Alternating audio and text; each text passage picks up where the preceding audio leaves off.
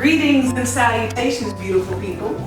My name is Ebony Smith, aka the Ghetto Guru, founder of Yoga in the Hood, a non-profit organization dedicated to making wellness accessible to everybody. Wellness is not a luxury, but a human right. So grab some comfortable clothes, hop on the mat, and join us in a yoga practice that's going to relieve stress and help us live our best life. Welcome to my hood. Greetings and salutations, beautiful people. My name is Ebony Smith, aka the Ghetto Guru, and welcome to Soul of a Yogi, a space where we get the chance to talk to amazing human beings about their path with yoga. And today we have two special guests. These amazing human beings are my daughters, and they'll get a chance to introduce themselves. Tell us your name. My name is Zoe Smith. My name is And we have the amazing Amanda here, and she is the founder and CEO of Goat Yoga Richardson. Yay! Yeah, 2 examples ago, I know Richardson out back in your backyard, right? Right? Yeah. So we have two amazing goats in our backyard that we got from Amanda. And so we just wanted to talk a little bit with Zoe and Maya about how it is owning goats. How do you like owning goats, Zoe? It's weird. It's weird? It's What's- like when every time we take the goats for a walk, people like sing they like look at us and like start taking pictures. Because people probably normally don't see goats on a daily basis. Yeah. Maya, what's your favorite part? Maya, what's your favorite part about owning goats? I just like that. You They just like have that. different colors and well. She's a different. Something. She has too many animals. The snake up Right. there. Snake I am so retired of having so many animals. Why? Are you taking care of them? Yes. Oh, okay. It must be really hard. Yeah. Well, thank you all so much for being a guest today. I would love to talk to Amanda a little bit about Goat Yoga Richardson. And so if you all could tell everybody, see you next time. See Soul you Yogi next viewers. time. Bye. Bye. Good job, y'all. Nailed it. Nailed it. All right. That's awesome you. one. I know, right? It is. Totally. That's you and that's you. It is. I'm glad you noticed that because it is. I learned a lot from them. It is me and me. It is. Tell me a little bit about yourself, awesome one. Okay. Well, I own a lot of goats. Probably the best thing to know. I also currently have 14 puppies in my life that we're fostering as well. I'm an animal person. What can I say? So that's what I lead with. Hopefully everybody can appreciate that. Most yogis can Yeah. appreciate that connection. And I am a wife and a mother of a not a Libra. And he'll be 4 soon. I can't believe he's gonna be 4. I That's know, so crazy. because when I first met Ebony, he was running around grabbing the tails of the goats in our like very first class ever in my backyard, and literally couldn't even like speak. Yeah. So Oh, I that's can't believe he's gonna be 4. yeah. Tell us about goat yoga. Like, how did you even get into that? Like, how did you even get started? I mean, it's like most things. You don't know what you're doing, and then all of a sudden you got 30 strangers in your backyard, and you got a couple of goats. I literally had 2 pet goats, and I heard about this phenomenon that started in actually the West Coast, of course, where Right. all things do before Texas is kind of like, what? And then they're like, oh, yeah. So there we are, and I'm like, well, we should just do a class. We have goats, and we only had 2, but we thought about rescuing 2 more just to have a pack.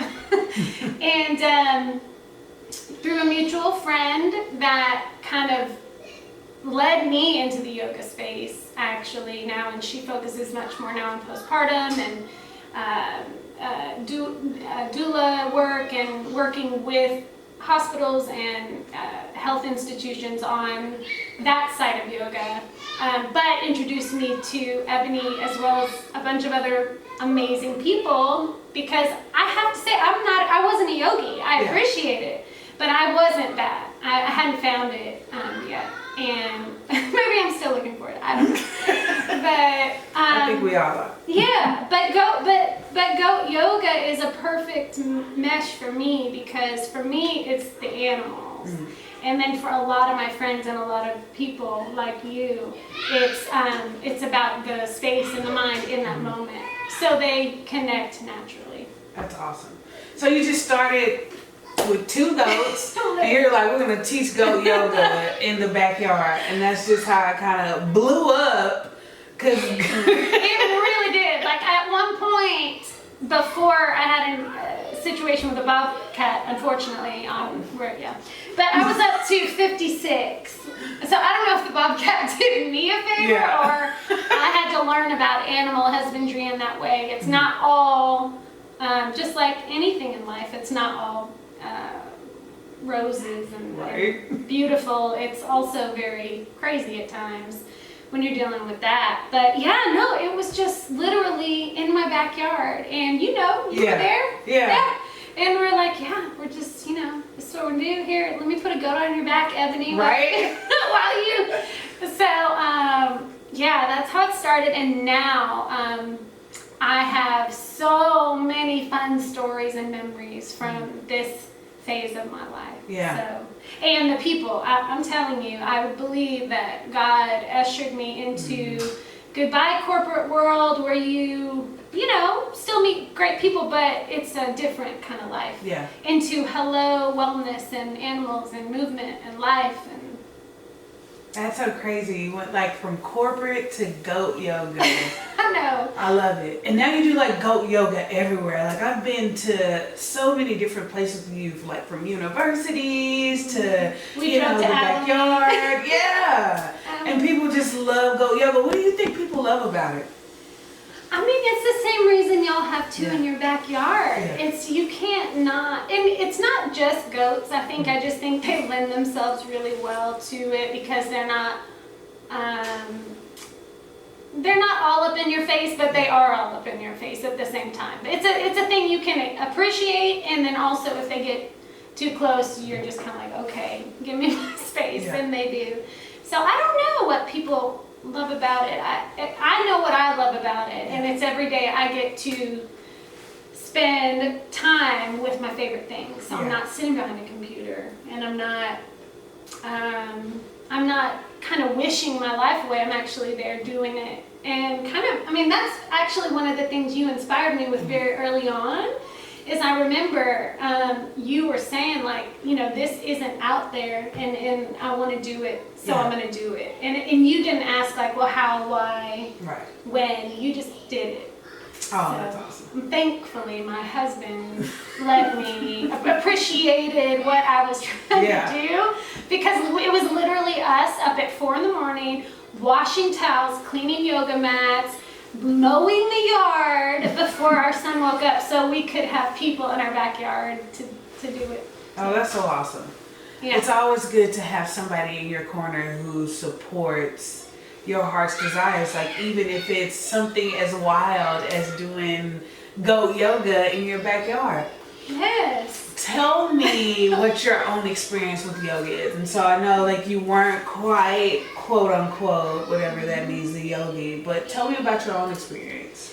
Yes. So it's so interesting. Yoga and I have a sordid relationship. No, seriously though, it's kind of one of those things when you're introduced, in my opinion, when you're introduced to yoga, you can't ever quite forget it or leave it completely. I was in a time of transition in my life in my late 20s, and my godmother and my aunt took me to yoga, which is now Samatone yoga, so Suze Curtis. Yeah. So I got really in, because you can't be half in with a Suze Curtis class. You're in or out. You're in or out. And so I got really into it for a while, and it was so funny how yoga ushered me into a new phase of my life. So that's my first experience with yoga. It was intense, but it was also, you can't help but deal with stuff while you're yoga-ing. You're being a yogi. So, and then for the next 10 years, I went corporate. And who has time for yoga and corporations? But seriously, no, I did get focused on other things.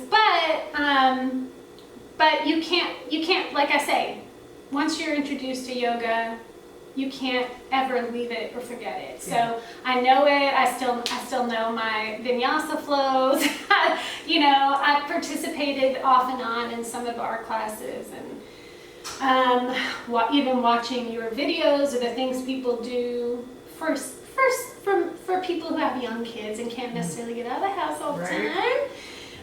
You know, you find it online or wherever else. But that's my relationship with yoga. It's real. Right? Yeah. I feel like everybody's relationship with yoga is like this real kind of thing, like this intimate thing with self. You know, I think that's what keeps us coming back from it. I like the way you said, like, it's just once you come into it, like it's no kind of escaping it. Like even if you're not practicing it, it's still a part of your life. Like even if you're not practicing it physically, then you always still can hone in on the benefits that are non-physical about yoga. It's so true. Yeah. It's like spirituality in my opinion, because once you have some sort of knowledge of it, you can't be like, oh well, that's not there. What is that? It's there. It's just how you communicate with it or use it. And so, and I love it's all accessible. I mean, your kids, my kid grabbing the goat's tail, like you add anything to yoga. I really think it's one of the only things you can do in the fitness arena that there really is no wrong way to do it. I really like that. Yeah. And that you can add different aspects to it that'll bring different type of people to the practice. You know, like for us, I think our goat is music. You know? Yes. Yeah. I didn't think about that, but that's so true. Yeah. The live aspect of adding that. Yeah. And just kind of making something that might seem far-fetched, you know, and bring something familiar to it. Like if I love animals, which I love animals. No. We have a lot of animals around here. You see this? The snake that's above a my snake, head. just in case you didn't know. I love animals, but come on. I think it's just so interesting how you can pair different things with yoga and make it accessible, you know, because people who love animals but have necessarily not had the experience with yoga will come out because they're like, yes, I want to be with goats, you know? And they don't think twice about it. So Right? That's what I love. Yeah. So my favorite story ever, and it still was when we were in our backyard, and obviously the things that sometimes happen, you know, they flow, they become this thing, and all of a sudden it's this thing, and you're like, where did this come from? So this lady came to one of our classes, and by this point we had more than 4 goats. I think we had like 8, so it was a little bit more goat to go around.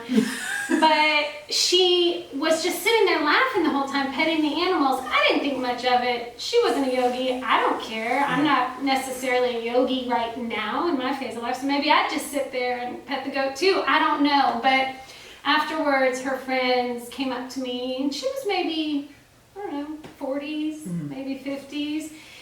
And her friends came up to me and they said, that's the first time I've seen her laugh and smile in 2 weeks. I'm like, well, that's sweet, but why is that? I said, because her husband passed away 2 weeks ago. And so since then, you know, she's been going through the process of what that is. But in the meantime, she came to a place where you kind of have to lower your expectations. You're on a grass with goats, and I think at that moment maybe there wasn't much more to think about. So. I love that about yoga, that it just gives you the opportunity just to be. Even when people don't come into the space and practice, people are still in the space just to be. And I don't think the way the world works right now that we have the opportunity just to be with self. And so you know, I love that we can create a space where people can just be with themselves. Because I think a lot of times we live like outside of ourselves. Well, you kind of have to sometimes. Yeah. You're asked to do, we're all asked so much nowadays. I just spent the last hour playing with your girls and learning about all of your different animals.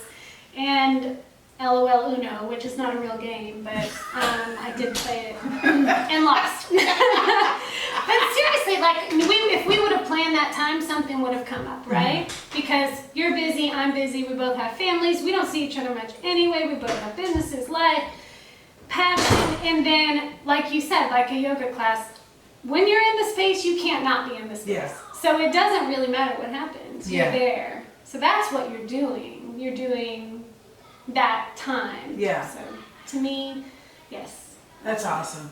I like the way you explain that, how yoga or just gives you the opportunity just to be doing that one thing, right?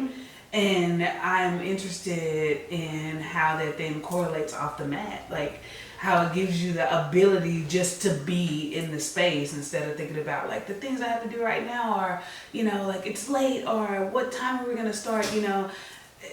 Does yoga provide you the opportunity and the knowing just to kind of be in the space and be okay with that?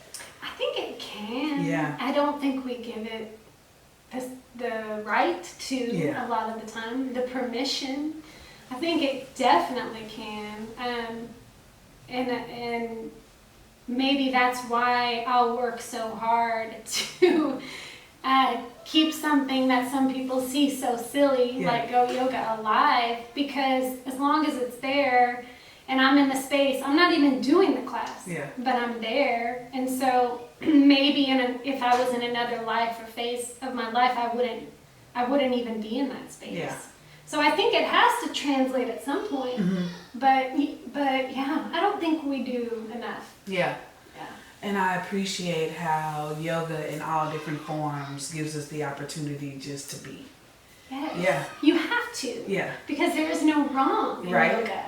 So that's, you have to be. And I love that you said that, because so many times, like on social media and in magazines, like it's just like this way of doing yoga, like this cookie cutter way, but it's not. Like it's an opportunity for you to be self and discover self, you know, like in this space and time. And I think that's just so amazing. And for me, that's one of the beautiful things I feel like about yoga, that it gave me an opportunity to be myself, that I didn't have to like be somebody else. Yeah. Or didn't even have the opportunity to, because if you're like not focused, you're probably going to end up on the floor, which is probably, it's okay, you know, just a reminder for you to be in the space and not thinking about things that have happened or may happen, but just like to be with yourself and discover yourself. Tell me something that makes you happy. This makes me so happy. I haven't seen you in forever. I know, right? And I just love knowing, I swear, the women I've met in this journey, knowing that they're out there, I'm not kidding you, that helps me. It does, because you don't meet that in corporate world. And I mean, you do, but everybody has to be, I hope you understand, I'm not dragging another thing. I'm saying the things that we all have to be sometimes to get through the job, the situation, didn't afford me the ability to meet people like you very often. And yet when I started this experience, I can literally list a dozen, you know, great inspirational women. Now I can list a few that also weren't or aren't, and they're going through a process like we all are. And look, it is what it is. But for the most part, everything that encompasses yoga and that world and the people that truly have a real relationship with it, I feel like those are the people that change my aspect. And it makes me happy to know you're out there. I don't see you enough, but I do see you and I feel you. And so therefore, that's good enough for me to know. Yeah. What does spirit mean to you? Oh gosh, spirit. Everything. I mean, Zoe, Maya, the dog falling asleep by the camera right now. That everything is spirit to me. Yeah. Yeah. Just life, and I'm not scared of the things I was scared of before. Some people laugh at this thing that I do, and also some people don't understand it. And also, I want to do much more with animals, and I open my mind to these things that I don't think I ever allowed myself to go. Yeah. And I think that spirit is being true to yourself, because then you're not afraid to see what you're really thinking, which Right. may sound crazy to Yeah. some people. Might sound crazy to yourself. Sound crazy to yourself. I don't know, but no, for real. I mean, spirit is everywhere. Yeah. Yeah. Where do you see Goat Yoga in 5 years? Well, Goat Yoga Richardson. Well. I mean, there's not many goat yoga places. Exactly. Not sure you can get it confused, but it's interesting. I just got it listed as an official experience on Airbnb. Yeah. And I was like, Ebony, you got to do something on Airbnb, because I think really what it's about is it's just changing your audience, right? Because it's not that it's not successful right now, because we're doing it, so it is. Everything is there. But if it's like, what do you want it to be? Yeah. Where do you want to go? And I think really the more we get this idea of, I love what Airbnb is doing, by the way. Right. These animal experiences, blows my mind that somebody in the corporate world put it out. It was like, oh no, we're doing this. So we're not only now, this place where you find places to stay, but you now log on to your account and there are 8 different things you can do with animals in any city, any country. I think that's amazing. So I'm hoping that this new phase of that can then allow me to create a lot different, more experiences, which I'm laughing because I'm like, I mean, some of the experiences I want to put on there, I'm not sure people would be like, well, I'm not paying for that. But at the same I'm time, sure some people would. But I mean, that's really all it is, I guess. And I do love working with different organizations. I love that because it's the only way I can experience that. So usually whenever Ebony texts or calls and is like, hey, this is, I'm like, yep, yes, we'll be there. I don't know how many goats. Yeah. Yes, we'll be there. We'll make it happen. Make it happen. And that's why we started fostering puppies, because we had started working with these organizations for domesticated animals, and they're still looking for all these homes. And granted, those organizations are amazing. They're nonprofits, they do find homes for their animals, but still all these animals are in shelters and on the streets. And I'm like, why? Because so many people want to provide loving homes. So I just find them and take them in myself, and then they're part of our events until someone takes them home, and then another animal crosses them out. I'm like, come on, get in the car. So not a snake though. Right. Never a snake. Those things are. You don't think people want to do snake yoga? Go do it, but they're not doing it. They won't be with you. No, I can't. Oh, that's so awesome. Thank you so much for all that you do, for opening up your backyard to goat yoga and giving people the experience, but to also, donating to different charities, of course, like Yoga in the Hood, and providing those experiences. I remember in the summertime you did goat yoga at the summer camp we had, and the kids were like, it was just such an amazing experience for them because they had never been that close to an animal other than like a dog or a cat, and it was a lot of them their first time doing yoga, and so just being able to create that experience that they'll be able to remember for a lifetime. So I'm just super excited to continue to see how Goat Yoga Richardson just grows and how it continues to reach, different people in different facets of life, but then to see how it helps, the animals that you serve as well, which is a beautiful thing. I hope so. Yeah. I too found a home in Ebony's backyard. So right? You never know. You never know. You never know. Well, thank you so much. I really appreciate you. So make sure that you go on all social media and follow Goat Yoga Richardson. And make sure you subscribe to Soul of a Yogi. Visit www.yogainthehood.com for your subscription. Thank you for your love, peace, and happiness. Namaste.